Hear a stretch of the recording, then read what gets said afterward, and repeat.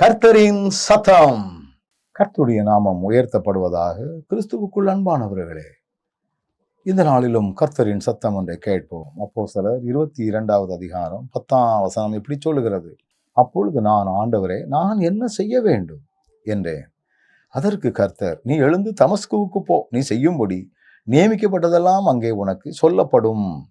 அன்பானவர்களே, ஆண்டவர் பவுலை சந்தித்தார். ஆண்டவர் பவுலை தொட்டார்.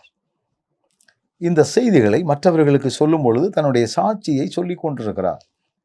அவர் தன்னுடைய வாழ்க்கையில் அவர் சொன்னார், என்னைக்கு ஆண்டவர் என்னை சந்தித்தாரோ, சந்தித்த அன்றே நான் ஒரு கேள்வி கேட்டேன். என்னன்னா, ஆண்டவரே, நான் என்ன செய்ய வேண்டும்?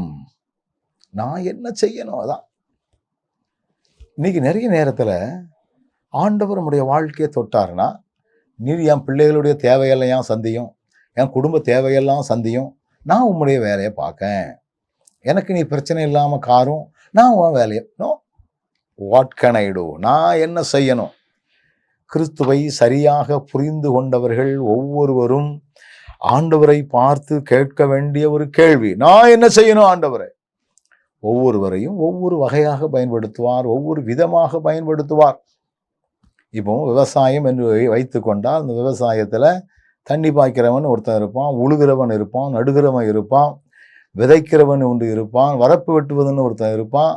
இப்படி ஒவ்வொருத்தருக்கும் ஒவ்வொரு வகையான வேலை. அதே போல தான் ஆண்டவருடைய பணி செய்வதற்கும் நிறைய வேலை இருக்குது. ஆனால் ஆண்டவருடைய பார்வையில் எல்லாம் ஈக்குவல் கேடர். ஆலயம் என்று எடுத்துக்கொண்டால் அதில் சபை ஊழியர், கோயில் பணியாளர், அதுக்கு மேலே போதகர், பேராயர், மாடரேட்டர் அப்படின்னு போயிட்டு இருக்குது.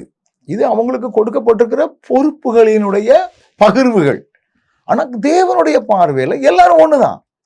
உன்னை விட நான் பெரியவன், என்னை விட நீ பெரியவன், உங்களெல்லாம் அடக்கி ஆடுறதுக்கு தான் எங்களுக்கு இந்த பொறுப்புன்னு நான் நினச்சிடக்கூடாது.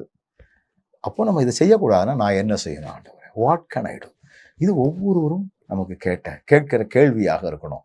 இப்படி கேள்வி கேட்டு நம்ம ஓடிக்கிட்டே இருந்தோம்னா இடறி போகாம ஓட ஆண்டவர் நமக்கு உதவி செய்வார். நல்ல ஆண்டவரே, நான் என்ன செய்யணுங்கிறத தொடர்ந்து நாங்கள் கேட்டுக்கொண்டே ஓடிக்கொண்டிருக்க எங்களுக்கு கிருபை தாரும். இயேசுவின் நாமத்தில் ஜெபிக்கிறோம் நல்ல பிதாவே.